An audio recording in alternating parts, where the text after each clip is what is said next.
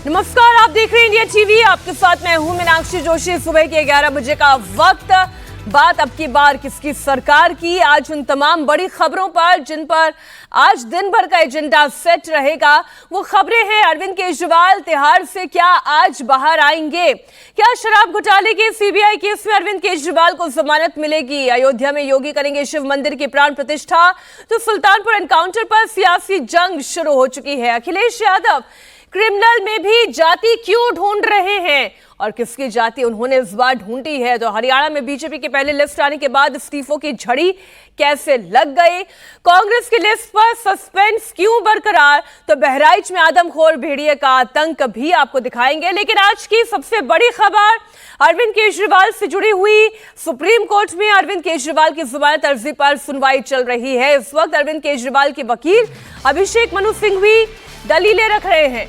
केजरीवाल को इस मामले में सबसे पहले ईडी ने मार्च महीने में अरेस्ट किया था, तो जून में जमानत के अगले ही दिन सीबीआई ने जेल से ही गिरफ्तार कर लिया। इस मामले में सीबीआई जवाबी हलफनामा दाखिल कर चुकी है।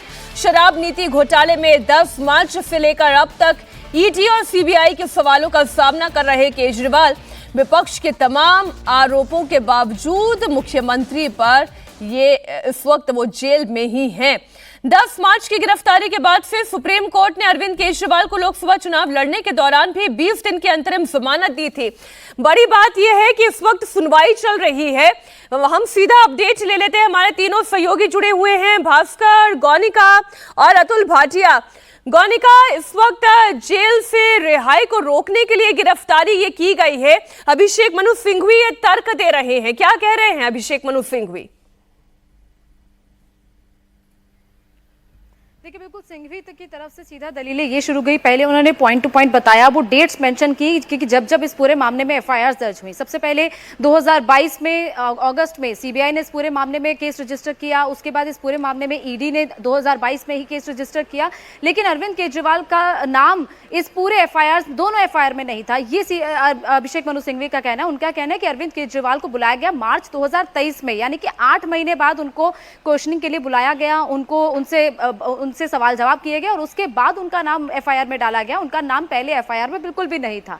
इसके अलावा दो बेल ऑर्डर्स कोर्ट की तरफ से दिए गए, यानी कि एक बेल ऑर्डर जो अरविंद केजरीवाल को ईडी के मामले में उनके लिए दिया गया था, जिसमें अरविंद केजरीवाल को ईडी के मामले में जमानत मिल चुकी है। उसका मेंशन कोर्ट में किया गया है कि किस तरीके से उसमें कोर्ट ने क्या क्या कहा है, उसका रेफरेंस दिया जा रहा है अभिषेक मनु सिंघवी की तरफ से कोर्ट से। और दूसरा जो बेल ऑर्डर है वो अरविंद केजरीवाल का, जब उनको 21 दिन के लिए इलेक्शन कैंपेन के लिए रिलीज किया गया था, यानी कि अरविंद केजरीवाल ने जब ये स्पेशल याचिका लगाई थी बेल के लिए, इंटरिम बेल के लिए, कि उनको इलेक्शन कैंपेन करना है और उनको बाहर निकलना है, और यही वजह है कि कोर्ट ने वो ऑर्डर दिया था। तो ये सारी जो डेट्स हैं वो अभी फिलहाल कोर्ट को बताई जा रही है कि क्या क्या इस पूरे मामले में अपडेट रहा है। और ये भी कहा गया है कि अरविंद केजरीवाल इस पूरे मामले में कोई भी तरह का थ्रेट नहीं है, क्योंकि अरविंद केजरीवाल को जो ईडी के मामले में जमानत मिली वो पीएमएलए के तहत मिली, यानी कि पीएमएलए के सेक्शन 45 के होने के बावजूद अरविंद केजरीवाल को ईडी के मामले में जमानत मिली। और आज क्योंकि सीबीआई के मामले में सुनवाई चल रही है, सीबीआई के मामले में तो सिर्फ ट्रिपल टेस्ट को देखा जाता है, यानी कि फ्लाइट रिस्क ना हो, गवाहों से को प्रभावित ना किया जा सके, सबूतों से छेड़छाड़ ना हो, और अगर ये तीनों पैरामीटर्स पर, ये तीनों टेस्ट में वो पास हो जाते हैं तो फिर अरविंद केजरीवाल को जमानत मिलना आसान हो जाएगा। ये अतुल, यही बात अभिषेक मनु सिंघवी कह रहे हैं कि यही नहीं, आप देखिए सीबीआई की एफआईआर को नाम है ही नहीं। और जो बातें अभी गौनिका बता रही है, अभिषेक मनु सिंघवी ये कह रहे हैं कि इतनी पूछताछ हो चुकी है, इतने गवाहों के बयान दर्ज किए जा चुके हैं, इसका मतलब यह है कि केवल जेल में रखने के लिए ये किया जा रहा है। अतुल,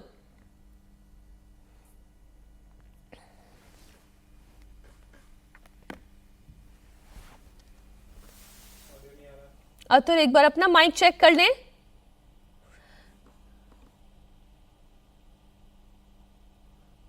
आपका माइक शायद म्यूट है।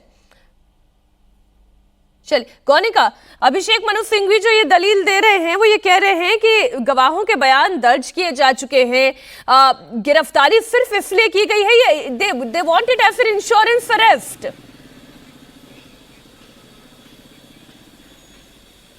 देखिए बिल्कुल यही कहा जा रहा है अभिषेक मनु सिंघवी की तरफ से, और तमाम वो जो चीजें हैं यानी कि वो तमाम डेट्स कोर्ट में रख रहे हैं। और उनका ये उसके बाद ये भी बताया उन्होंने कोर्ट में कि उन्होंने हाई कोर्ट में याचिका दायर की थी, हाई कोर्ट से याचिका रिजेक्ट हो गई और उसके बाद वो सुप्रीम कोर्ट आए, जहां से उनको where you have got bail in the more difficult act, यानी कि सबसे डिफिकल्ट एक्ट होता है ईडी का पीएमएलए का सेक्शन 45, जिसमें बहुत मुश्किल होता है किसी को भी जमानत मिलना। तो अगर उसमें जमानत मिल सकती है तो सीबीआई के मामले में भी जरूर उनको जमानत मिल सकती है। लेकिन जो डिनाइड बेल है in the predicate offence with normal triple condition, high court में उनको सीबीआई में के मामले में भी बेल जो है वो इनकार की गई थी, यानी कि इसीलिए वो सुप्रीम कोर्ट आए हैं। और इसके अलावा जो अरविंद केजरीवाल की गिरफ्तारी को लेकर बात की गई है कि अरविंद केजरीवाल को गलत तरीके से गिरफ्तार किया गया है, जो गिरफ्तारी है वो अवैध तरीके से हुई है, क्योंकि दोनों मामलों की वो साथ साथ अपनी दलीलें रख रहे हैं, क्योंकि अरविंद केजरीवाल ने अपनी अरेस्ट को भी कोर्ट में चुनौती दी है। और इसके साथ साथ ये भी कहा गया कि ये जो करंट एड्रेस है, the order I am handling over was reserved by Supreme Court pre vacation, यानी कि जब पहले सुनवाई हुई थी अरविंद केजरीवाल के ईडी के मामले में, तब अरविंद केजरीवाल के मामले में सुनवाई पूरी हुई थी, कोर्ट ने ऑर्डर रिजर्व रख लिया था और 1.5 महीने तक ऑर्डर रिजर्व रहा था। और उसके बाद जब ऑर्डर आया था तो अरविंद केजरीवाल को ईडी के मामले में रिलीज किया गया था। ऐसे में आज देखना होगा कि आज इस पूरे मामले में क्या होता है। और इसके साथ साथ तमाम जो चीजें उनकी तरफ से कोर्ट में बताई जा रही है, उसमें यह भी कहा गया है कि सीबीआई ने किस तरीके से एक एप्लीकेशन कोर्ट में लाई, स्पेशल कोर्ट यानी कि राउज एवेन्यू कोर्ट में एप्लीकेशन उन्होंने की, जिसमें अरविंद केजरीवाल को इंटेरोगेट करने के लिए, उनसे क्वेश्चनिंग करने के लिए एप्लीकेशन लाई गई। यानी कि अरविंद केजरीवाल को पहले ईडी के मामले में अरेस्ट किया गया, ईडी के मामले में जो उनको राहत मिलती दिख रही थी, तब सीबीआई इस पूरे मामले में एंटर हुई और सीबीआई ने आके कोर्ट में स्पेशल याचिका दायर की कि अरविंद केजरीवाल से वो पूछताछ करना चाहते हैं, उनसे इंटेरोगेशन करना चाहते हैं। जेल से ही उनको ले जाया जाता था, वहीं से उनसे पूछताछ की जाती थी। और इसके साथ साथ ये भी कहा गया, कोर्ट को एक नया स्टेटमेंट बताया गया, और ये स्टेटमेंट हुआ जो जनवरी में, और उसके बाद उनकी इंटेरोगेशन तिहाड़ जेल में की गई और फिर सीबीआई ने उनको अरेस्ट किया। यानी कि सीबीआई का पहले अरेस्ट करने का इरादा नहीं था। ये अभिषेक मनु सिंघवी जो हमारी संवाददाता गौनिका बता रही हैं, दरअसल दो बातें हैं। अभिषेक मनु सिंघवी दो मुद्दों पर अपना पक्ष रख रहे हैं। पहला तो यह है कि जो गिरफ्तारी हुई अरविंद केजरीवाल की, इस गिरफ्तारी को ही उन्होंने इलीगल बताया, इसे चैलेंज किया। और दूसरी जो दलीलें हैं वो उनकी जमानत से जुड़ी हुई हैं। अभिषेक मनु सिंघवी ये कह रहे हैं कि सीबीआई ने जानबूझकर मार्च में गिरफ्तार किया ताकि अरविंद केजरीवाल को जेल में रखा जा सके, जिससे कि वो बाहर आकर अपने राजनीतिक कामों में व्यस्त ना हो सके, उन्हें राजनीतिक गतिविधियों को अंजाम ना दे सके। जब ईडी के मामले में जमानत मिल गई तब सीबीआई ने इन्हें दूसरे मैटर में गिरफ्तार कर लिया। इसी मैटर के एक दूसरे एक कोशिश ये दरअसल अभिषेक मनु सिंघवी ये कहने की कर रहे हैं कि ये एक विद्वेष की भावना से किया गया कदम था जो सीबीआई ने उठाया। भास्कर, मोटी बात जो समझ में आ रही है वो यही है कि अभिषेक मनु सिंघवी ये कोर्ट को समझाने की कोशिश कर रहे थे कि केवल वो राजनीतिक गतिविधियों को अंजाम ना दे सके, इसलिए उन्हें जेल में रखा गया, ये साजिश है। देखिए, कोर्ट में जो अभिषेक मनु सिंघवी के द्वारा ये दलील दी जा रही है, यही दलील कोर्ट रूम के बाहर और मीडिया में आके आम आदमी पार्टी के नेता देते हैं। वो कहते हैं कि आम आदमी पार्टी के सुप्रीमो को, अरविंद केजरीवाल को जमानत मिलने वाली थी, ये बात तय था। उसके बाद सीबीआई का इस्तेमाल किया गया, सीबीआई से अरेस्टिंग करवाई गई और इसको एक इंश्योरेंस अरेस्टिंग का टर्म दिया अभिषेक मनु सिंघवी ने। और वही आम आदमी पार्टी के नेता भी कह रहे हैं कि भारतीय जनता पार्टी के इशारे पे जांच एजेंसियां काम कर रही है, और जब ईडी के द्वारा गिरफ्तार किया गया उस मामले में उनको जमानत मिलने वाली थी, तब सीबीआई का इस्तेमाल किया गया। जबकि सच्चाई ये थी कि सबसे पहले सीबीआई ने ही पूछताछ के लिए उनको बुलाया था। 8-9 घंटे तक पूछताछ हुई थी सीबीआई हेडक्वार्टर में, लेकिन उसके बावजूद भी उनको अरेस्ट नहीं किया गया, एफआईआर में उनका नाम नहीं आया। जब ईडी के द्वारा उनको गिरफ्तार किया गया और यहां से जमानत मिलने की उम्मीद हो गई, तो उसके बाद सीबीआई इस पूरे केस में फिर से एक बार एंटर करती है और अरविंद केजरीवाल को गिरफ्तार करती है। और ये सिर्फ और सिर्फ इसलिए हुआ कि अरविंद केजरीवाल बाहर, जेल से बाहर ना रहे और राजनीतिक रूप से नुकसान हो, इसका आरोप आम आदमी पार्टी के नेताओं के द्वारा लगातार लगाया जा रहा है कि भारतीय जनता पार्टी के कहने पे जांच एजेंसियों के द्वारा ये सब कुछ किया गया, जिससे लोकसभा चुनाव के समय में अरविंद केजरीवाल बाहर ना निकले। लोकसभा चुनाव खत्म हो गया, तो अब हरियाणा का चुनाव है, दिल्ली का चुनाव है, ऐसे में ज्यादा से ज्यादा वक्त तक वो अरविंद केजरीवाल को जेल में रखना जी चाहते हैं। अतुल, अभिषेक मनु सिंघवी ये कह रहे हैं कि उनके क्लाइंट यानी कि अरविंद केजरीवाल के खिलाफ ना कोई सबूत है, ना कोई एविडेंस है। वो ये कह रहे हैं कि केवल एक स्टेटमेंट है, वो भी मंगूटा का स्टेटमेंट है, केवल उस स्टेटमेंट के आधार पर उन्हें जेल में नहीं रखा जा सकता है। और क्या दलीलें दी जा रही हैं?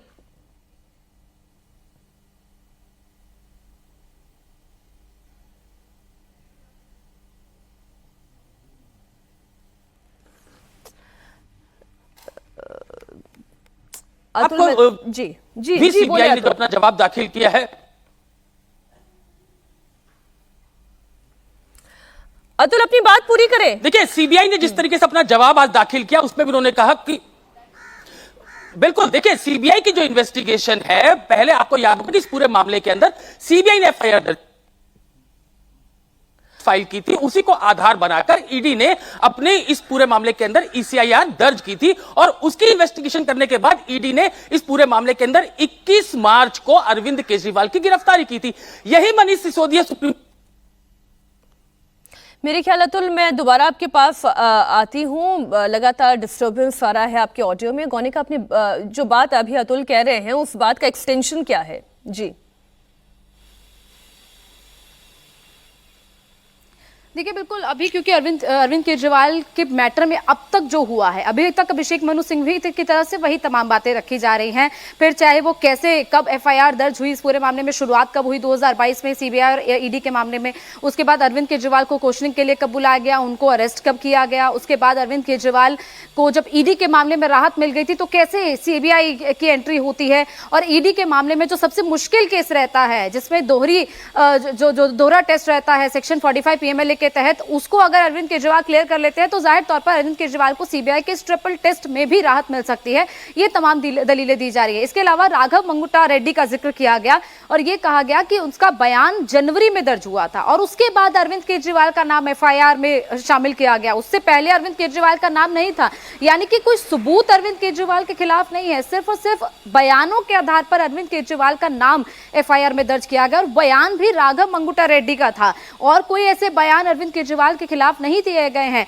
और तमाम जो जिन लोगों के बयान दर्ज भी किए जा रहे हैं उनको अप्रूवर बनाकर उनको बेल दे दी जाती है। ये बार बार कोर्ट में कहा जाता है, ये चाहे वो मनीष सिसोदिया का मैटर हो, चाहे वो अरविंद केजरीवाल के मैटर्स में हो, ये बार बार ये कहा जाता है कि जो भी स्टेटमेंट दिया जाता है किसी भी गवाह की तरफ से जो कि अरविंद केजरीवाल या मनीष सिसोदिया के खिलाफ दिया गया, वो शख्स अप्रूवर बन जाता है और उस शख्स को बेल मिल जाती है। यानी कि साफ तौर पर वो एजेंसीज के साथ मिले हुए हैं, ये आरोप लगाया जाता है। तो ये सारी चीजें कोर्ट में रखी जा रही हैं। और इसके अलावा अरविंद केजरीवाल को किस किस तरीके से राहत कोर्ट से मिली है, कैसे कैसे ये पूरा मामला, पहले ट्रायल कोर्ट से उनको जमानत मिलती है, हाई कोर्ट में जाकर उनकी जमानत पर रोक लग जाती है, फिर उसके बाद हाई कोर्ट उनकी जमानत को रद्द कर देता है, उनकी जमानत याचिका को रद्द कर देता है, फिर उसके बाद सुप्रीम कोर्ट में वो आते हैं। तो ये सारी चीजें, ये फिलहाल टाइमलाइंस, ये सभी फिलहाल कोर्ट में रखी जा रही हैं। मैं तरीके से जो बातें गौनिका बता रही हैं उसको जरा यहाँ दोहरा दूं। सुप्रीम कोर्ट ने इससे पहले कहा है कि बाहर रहने से केस को नुकसान नहीं है।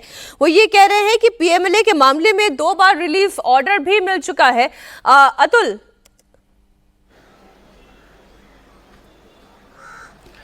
देखिए, अभिषेक मनु सिंघवी जो दलीलें दे रहे हैं उनकी लगातार यही कोशिश है कि वो कोर्ट को यह बताए कि ये जो गिरफ्तारी सीबीआई ने की है ये एश्योरेंस अरेस्ट है। ऐसा ही अभिषेक मनु सिंघवी ने हाई कोर्ट में कहा था और इसका एग्जाम्पल पाकिस्तान के पूर्व प्रधानमंत्री इमरान खान से इसको जोड़ा था कि किस तरीके से वहां की सरकार लगातार इमरान खान को जेल के अंदर रखना चाहती है और इसी तरीके से हमारे देश के अंदर जो है वो अरविंद केजरीवाल को जेल के अंदर रखने की कोशिशें की जा रही हैं। इसके पीछे दलीलें उन्होंने ये दी थी कि जब ईडी के मामले के अंदर जब एजेंसियों को यह लगा या केंद्र सरकार को यह लगा कि अरविंद केजरीवाल को इस पूरे मामले के अंदर अब बेल मिल सकती है, तो उसके बाद जो सीबीआई है वो तिहाड़ जेल में जाती है, पूछताछ करती है अरविंद केजरीवाल से और उसके बाद उनका प्रोडक्शन वारंट कोर्ट के अंदर लगाया जाता है और अगले दिन जो राउस एवेन्यू कोर्ट है वहां पर सीबीआई जो है वो शराब घोटाला जो है उसमें उनकी गिरफ्तारी करती है। और इसके अलावा जो अभिषेक मनु सिंघवी ने सुप्रीम कोर्ट में कहा कि इस पूरे मामले के अंदर जो एफआईआर दर्ज की थी वो सीबीआई ने की थी, लेकिन 2 साल तक इस पूरे मामले के अंदर सीबीआई ने कुछ नहीं किया। उसके बाद ईडी जो है वो पूछताछ के लिए बुलाती है। जब मुख्यमंत्री अरविंद केजरीवाल पूछताछ में शामिल नहीं होते तो उनके घर पहुंचती है और घर पहुंचने के बाद उनको वहां पर पूछताछ के बाद गिरफ्तार कर लिया जाता है। ये जो गिरफ्तारी हुई थी मीनाक्षी, ये 21 मार्च को हुई थी और जो 1 अप्रैल है उसको न्यायिक हिरासत यानी कि तिहाड़ जेल में अरविंद केजरीवाल को भेजा गया था। तो अभिषेक मनु सिंघवी लगातार दलीलें यही दे रहे हैं कि किस तरीके से जो अरविंद केजरीवाल है उनको जेल के अंदर रखा जाए, ये पूरी कवायद है। तीन अपनी तरफ से जो राहत भरी खबरें, जो राहत मिली है अरविंद केजरीवाल को, उसकी दलीलें दी। जिस तरीके से निचली अदालत के अंदर जो राउस एवेन्यू कोर्ट में न्याय बिंदु जो जज थी, उन्होंने अरविंद केजरीवाल को जमानत दी थी, उसको बताया कि किस तरीके से राहत उनके पक्ष में थी। इसके अलावा जिसके बाद ईडी, जब तक सीबीआई ने इस पूरे मामले के अंदर अरविंद केजरीवाल की गिरफ्तारी नहीं की थी, इसके बाद जो ईडी है वो हाईकोर्ट जाती है और जो निचली अदालत का जो फैसला था उसको चैलेंज किया जाता है, जिसपे हाईकोर्ट जो है इस पूरे मामले में जो अरविंद केजरीवाल की बेल है उस पर रोक लगा देती है। इसके अलावा जो अभिषेक मनु सिंघवी है वो सुप्रीम कोर्ट को यह कह रहे हैं कि 21 दिन की अंतरिम जमानत आपने जो है वो अरविंद केजरीवाल को दी थी, अंतरिम जमानत दी थी जब लोकसभा चुनाव होने वाले थे।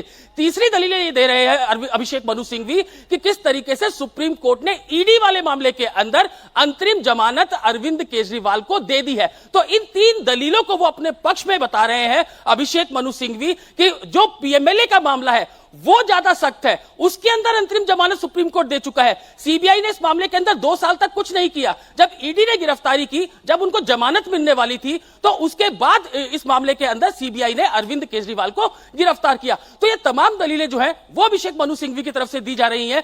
देखने वाली बात होगी कि सुप्रीम कोर्ट का इस पूरे मामले के अंदर क्या रुख रहता है मीनाक्षी, क्योंकि जो जस्टिस सूर्यकांत की अध्यक्षता वाली जो बेंच है वो इस पूरे मामले पर सुनवाई कर रहा है। अभी मैं और जो अपडेट आया है, सिंघवी ने कहा कि सीबीआई ने इस मामले में एफआईआर दर्ज होने के 8 महीने बाद अरविंद केजरीवाल को पूछताछ के लिए बुलाया था। सीबीआई हेडक्वार्टर में यह पूछताछ हुई थी, अरविंद केजरीवाल जो है वहां पहुंचे थे, लेकिन ईडी ने जिस तरीके से लगातार सम्मन अरविंद केजरीवाल को दिए थे, अरविंद केजरीवाल एक भी बार पूछताछ में शामिल नहीं हुए थे। यही कारण था कि जब अदालतों के अंदर जो है वो सुप्रीम कोर्ट तक पहुंचे थे अरविंद केजरीवाल, जब लेकिन उन्हें कोई राहत नहीं मिलती है तो उसके बाद ईडी उनके घर जाती है, वहां पर उनसे पूछताछ की जाती है और पूछताछ के बाद अरविंद केजरीवाल को 21 मार्च को गिरफ्तार किया गया था। तो ये तमाम दलीलें जो है वो अभिषेक मनु सिंघवी जो है वो सुप्रीम कोर्ट में दे रहे हैं। अभी तक जो एएसजी एसवी राजू हैं उन्होंने अपना जवाब देना शुरू नहीं किया है मीनाक्षी। अभी जो दलीलें दी जा रही हैं वो अभिषेक मनु सिंघवी की तरफ से दी जा रही हैं। अभिषेक मनु सिंघवी ने कोर्ट के अंदर यह कहा कि ईडी मामले में अंतरिम जमानत देते समय सुप्रीम कोर्ट ने भी उनकी गिरफ्तारी के तरीके की आलोचना की थी। अच्छा, और लेकिन ये कहा था ये सुप्रीम कोर्ट ने कि जो अभिषेक मनु सिंघवी ये कह रहे हैं, हालांकि अब जो सीबीआई के पक्ष से वकील खड़े होंगे वो अपनी दलील देंगे, लेकिन अभिषेक मनु सिंघवी ये कह रहे हैं गौनिका कि जो पूछताछ थी, जिस मामले में केवल पूछताछ करने से काम बन सकता था, उस मामले में गिरफ्तारी कर ली गई। लेकिन एक बात यह भी तो सच है कि अरविंद केजरीवाल को बार बार सम्मन किया गया था कि आप पूछताछ के लिए आए, लेकिन उन्होंने पूछताछ में साथ नहीं दिया था। माना कि ये ईडी का हवाला है, लेकिन यही बात तो सीबीआई पर भी लागू होती है कि भाई पूछताछ तो तब करें जब सपोर्ट हो, गिरफ्तारी ना करें एजेंसी तो फिर क्या करें गौनिका? देखिए, बिल्कुल यही चीज सीबीआई की तरफ से कोर्ट में जब अपना जवाब दाखिल किया गया था, पहला जवाब, तो उसमें यही कही गई थी कि नॉन कोऑपरेटिव एंड एवेसिव, यानी कि वो जांच से भाग रहे हैं और कोऑपरेट नहीं कर रहे हैं। और यही चीज अभिषेक मनु सिंघवी का कहना है कि जब 26 जून को उनको लोअर कोर्ट में प्रोड्यूस किया गया था, नहीं कि सीबीआई कोर्ट में प्रोड्यूस किया गया था, तब भी सीबीआई ने यही कहा था अरविंद केजरीवाल की कस्टडी लेने के टाइम कि नॉन कोऑपरेटिंग और एवेसिव है। लेकिन इतनी देर तक आप नॉन कोऑपरेटिंग और एवेसिव कह के इतनी देर तक किसी को अपनी गिरफ्त में नहीं रख सकते हैं। और इसके साथ साथ ये भी कहा गया, अब क्योंकि ट्रिपल टेस्ट की, जैसे मीनाक्षी मैंने बात कही थी, क्योंकि जब तक ट्रिपल टेस्ट क्लियर नहीं होगा अभिषेक मनु सिंघवी की तरफ से, तब तक कोर्ट उनको जमानत नहीं देगा, यानी कि कोर्ट सेटिस्फाई नहीं हो जाता इस ट्रिपल टेस्ट को लेकर। और उसी ट्रिपल टेस्ट को लेकर अभिषेक मनु सिंघवी ने कहा कि पहले कि वो दिल्ली के सीएम हैं, कॉन्स्टिट्यूशनल एक पोस्ट पे हैं, ऐसे में अरविंद केजरीवाल को ये बनता ही नहीं है कि फ्लाइट रिस्क हो जाए, यानी कि वो कहीं भाग तो सकते नहीं है। तो पहली चीज तो अभिषेक मनु सिंघवी ने ये क्लियर कर दी। उसके बाद जो सबूतों के साथ टेम्परिंग है उसको लेकर भी ये कह दिया है कि सबूतों के साथ कोई टेम्परिंग नहीं हो सकती है। इतने हजारों लाखों की संख्या में डॉक्यूमेंट्स हैं, इतने डॉक्यूमेंट्स के साथ कैसे कोई छेड़छाड़ कर सकता है? तो ये चीज उन्होंने कोर्ट में क्लियर कर दी है। तो जाहिर तौर पर वो अपने क्लाइंट के लिए ये साफ तौर पर चीजें कह रहे हैं कि वो फ्लाइट रिस्क नहीं है, वो सबूतों के साथ छेड़छाड़ नहीं कर सकते हैं। और इसके अलावा ये कहा गया है जो सेक्शन 75 है, is found fit to release 3 times but triple test is not for a constitution function, यानी कि सेक्शन 45 जो पीएमएलए का है, जिसके तहत अरविंद केजरीवाल को पहले बेल मिल चुकी है, वो 3 बार, यानी कि अरविंद अरविंद केजरीवाल को तीनों बार, इसके अलावा मनीष सिसोदिया को, ये तमाम चीजें जो तमाम उनको भी बेल दी गई थी, यानी कि 3 बार 3 लोगों को इस पूरे मामले में बेल मिल चुकी है। तो ऐसे में अरविंद केजरीवाल ट्रिपल टेस्ट में भी पूरी तरह क्लियर करते हैं। और इसके साथ साथ ये भी कहा गया कि हाईकोर्ट में जिस तरीके से वो गए थे, हाईकोर्ट में कैसे ये पूरा मामला डिले होता गया। अरविंद केजरीवाल की ने याचिका दायर की थी।